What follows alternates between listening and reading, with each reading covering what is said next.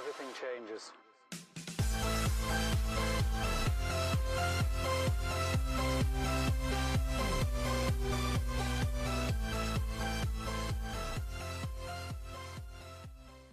All right, so one of the pieces of advice I give to every new seller who asks, how do I get started? Where do I buy from first? How do I get some money to start buying inventory? Is go through your house. If you're not familiar, we are moving. It should be obvious from all of my packing and stuff, but we actually had to get up in the attic of my house and the garage in places we haven't been in years.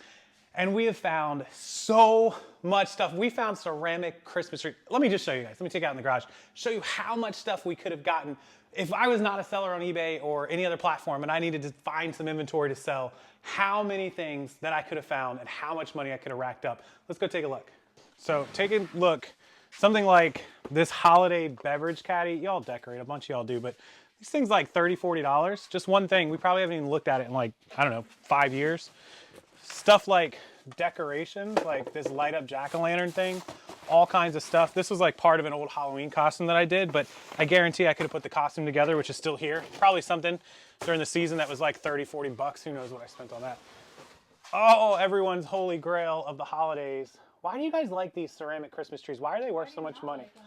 I think they're cool to sit around the house, but I don't think they're $200 cool because that's what they sell for. Some of them are like 100, 150, but there's a bunch. I think the white ones are worth more. Somebody correct me if I'm wrong. Like $150 to $200. And then if you look further down in the box, there's like a giant one. This one goes over top of a light with a bunch of Christmas lights. This one's even bigger. I bet that thing's probably worth 200 plus. Why are these things so expensive? Anyways, laying around the house. If it wasn't for Kate, I'd sell them. Just like I said to everyone, there's a bunch of crap laying around your house that you never even know is there.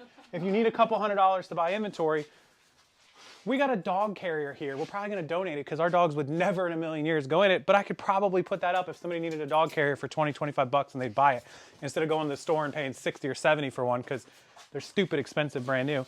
And then more decoration type stuff that we've had.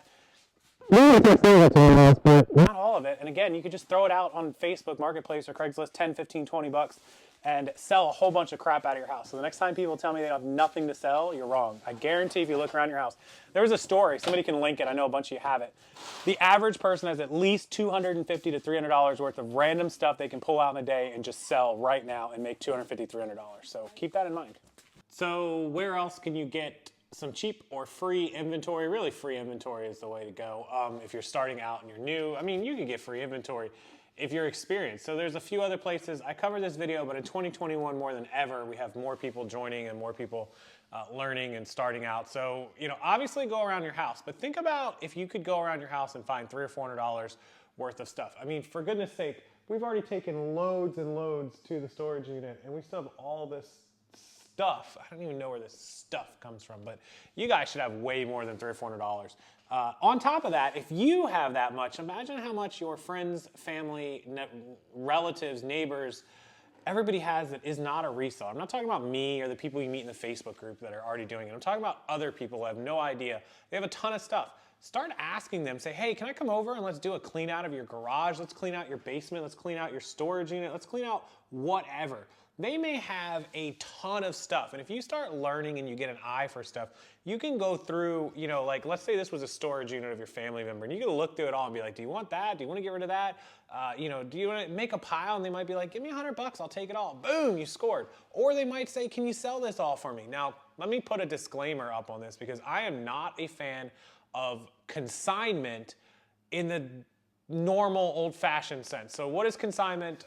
Somebody gives you something very cool to sell, like this Grey Goose serving tray I got from Vegas. And this used to be light up at one point. Maybe it didn't.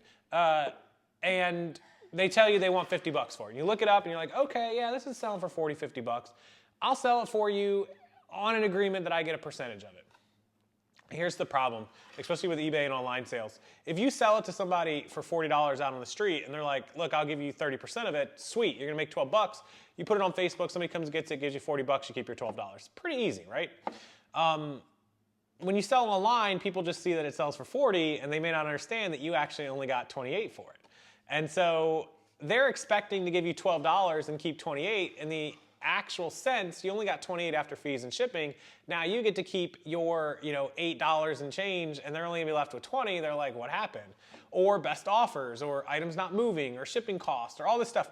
So you really have to make that clear to them if you're gonna do that. That's number one. Number two is the question we get all the time: what percentage of it do you keep? I would not even wake up or consider consignment. You can't. You cannot run a consignment business of inventory for less than 50%, on one exception, which I'll talk about in a minute. Why? Why is it 50%? And really, if you're not taking 60 to 70, you're kind of hurting yourself and foolish. Here's why. You're doing all the work. You're doing the listing.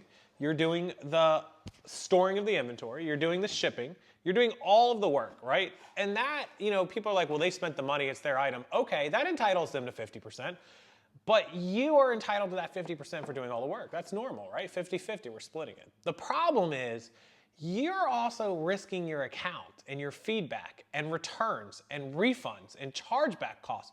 There's a ton of other things involved with that, and I won't risk my account for almost any amount of money, basically, but for 60 or 70% for the right items, I'll probably consider it. It's up to you to consider what's fair, but for less than that, it's just not going to happen, and most people aren't going to agree with that. And your answer should always be, without being snarky, then you sell it. Let's see you put it on eBay and sell it. Otherwise, give it to me, I'll take care of it all, and I'll pay you. That's it. You also have to make them understand that the price they want is not necessarily what they're going to get, like I said, and you have to create like a timetable, a calendar to update prices in the event that you have to lower them, and get them to agree to it. The other last final main reason that consignment is bad idea is the accounting side of it. I was thinking ahead of myself there. I am really, I hate accounting. You guys know I'm all over you about staying on it. I just hate accounting as it is, and consignment adds another layer to it. So here's how you would do it for, long story short, since you're not paying anything for the equipment, you would lower all of your purchase prices would be just zero. You'd have no cost of goods. So you would just input all of these items into your accounting program. Hopefully you're using my Reseller Genie. If you're not, I'll link a video and a link down there below to it. It's awesome. But if you're using QuickBooks or a spreadsheet, that's fine as well, or GoDaddy. You would input all these items, and then when they sell, you would put a sale price, fees, costs, labels, everything, and the net, what you actually pocketed, what was left over in your thing. You sell for $40 and you're left with, let's say, $22 after fees and shipping, label, and all that. So you have $22, and then you're going to give them, let's say you agree on a 50-50. Let's just say you do 50-50. You're going to give them their $11. So then you're going to take the $11 out and you're going to hand them $11. That means your cost of goods was $11. You didn't pay it till after the fact, but you actually paid $11 for that item because you sold it, you did all your stuff, you had 22, you gave them 11. So you just have to put in that cost of goods kind of after the fact in the spreadsheet. You'll have an empty column, you'll fill it in, and then you can go about the accounting as usual.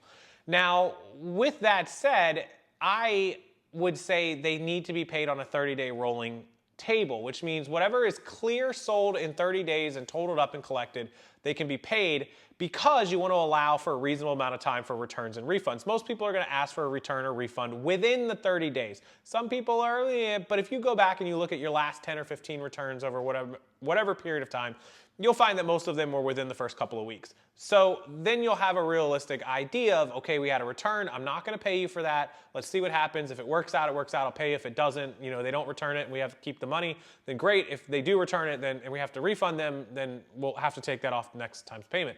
So always keep that in mind when you're doing any sort of consignment. But it is free inventory. So I would be remiss if I didn't mention it here in this video that consignment is absolutely an opportunity. So number one is going through your free stuff. Number two, going through other people's free stuff. Number three is consignment. Consignment is absolutely a great way to get started if you don't have a lot of money to spend on inventory. All right, so coming to you from the junk pile here. Another way, number four, to get Free stuff is people make things. You can always make things. If you're crafty, you may have to spend a little bit of money on material, very, very negligible and cheap. You can test it out. You can try a few, see if they sell. And if they don't, then you can absolutely nix the idea and move on to the next item. So finding, items that you know how to make if you're crafty or homemade. It's not going to be like a long term because you have to figure out production if you want to make thousands of them. You can't spend an hour making an item that only makes you $20 profit. It's just not going to work. You got to, find something that you can make in 5 or 10 minutes that'll make you hundreds of dollars of profit. So that's kind of another way. I see a lot of people do that. I'm not crafty, I'm not handy, so it's probably never going to happen for me. But if you are, it's absolutely an option for you. Okay, another way that I hate, but I've done in my life a long time ago when I was starting out, was there are online marketplaces with free things. Now, I talk about these online marketplaces in my 2021 training package. The pre-release, it's going until New Year's Day. It's cheaper. It's linked below. Check it out. I'll put the video and link for that. But please do consider that. Facebook and Craigslist are full of free things. There are free sections on some of these marketplaces and different platforms that you can go and get free things people put out on the curb. There are absolutely entire YouTube channels and blogs and Reddit posts and things that are focused on people that dumpster dive. Please check your local laws on that. And also that people go around and drive up and down neighborhoods, especially wealthy ones, on trash night where they put out a desk that they just don't want anymore. And then all of a sudden you load it up if you've got a truck or SUV and you go sell it for $100. So there's ways to get free inventory or next to nothing inventory. It just takes a little bit of work. And if you're just starting out, it's probably not the best, probably not the worst option. If you're more experienced and you have money or capital or you're into this, you got to find kind of better ways to make use of your time because that is a tough way to make money. Scrappers do that, different things. I'm not saying it's terrible and you can't build a business off of it, but it's tough. But for getting out of the gate, it's awesome. It's really a lot of money can be made picking up free items, consigning stuff, finding all the stuff that's in your house. This is like things you can do, not one at a time, all at the same time. Spend a day or two, go through your house, get everything you can, call up your friends, family, neighbors, relatives, whatever, go to their house on the weekend, spend time at 2 or 3 of their storage units and things. You got an entire week's worth of work. And all of a sudden you've got all this stuff to get started on, get rolling, spend a week or two listing and getting money coming in, and then call up people that want to do consignment and say, hey, you got stuff I can sell. Let me work with you. Call up your thrift stores. Call up your consignment shops and ask them if they have an online division or if they would like you to, work with them to consign stuff. And then start going out and looking on the free sites. And if you have time in between your trips, between things, grab something that's free. These are all things you can do all at one time. Multiple streams of income. Yeah, you're selling them all in the same platforms or the same ways, but you're getting income from multiple different ways. And that's what we talk about when we talk about multiple streams of income, multiple streams of inventory. There's always multiple streams of everything. So definitely consider it. I talk about all these marketplaces and how to get stuff for dirt cheap or even free in some cases as part of my 2021 program. Also, if people are moving, people are throwing stuff away, look for those military people in your area that are moving and getting out. They tend to get rid of a lot of stuff.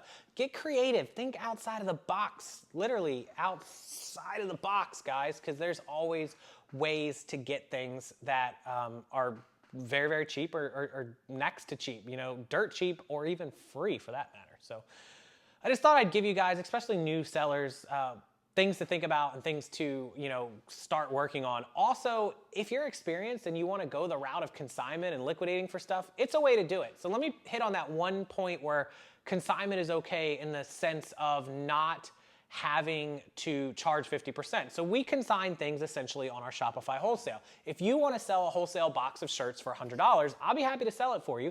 I'm going to mark it up to the buyer and collect a few dollars off of the buyer to make some money.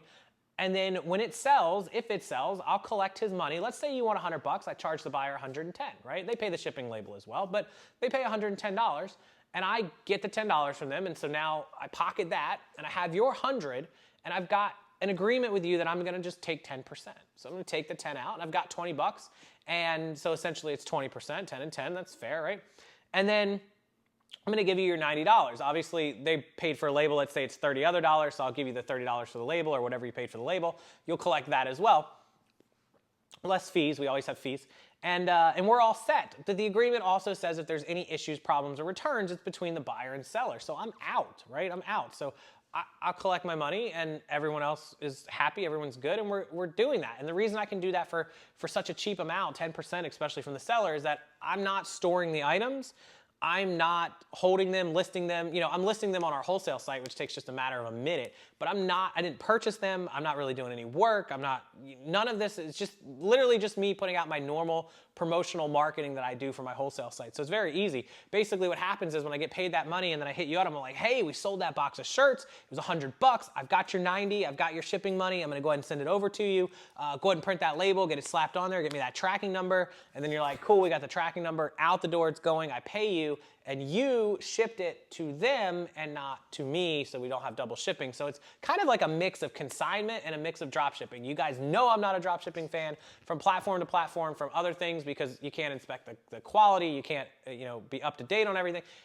But this kind of drop shipping is relatively safe from how I do it, because it is like a hybrid consignment drop shipping. So that's what I got. I mean, that's how we do it. Another free way to make money for me. That sounds crazy, but I took the time to build an audience, have an email list, have a huge following, YouTube, Facebook, Instagram, that wants to buy merchandise. So it might take you 6 months to sell that box of shirts one by one, or even as a box.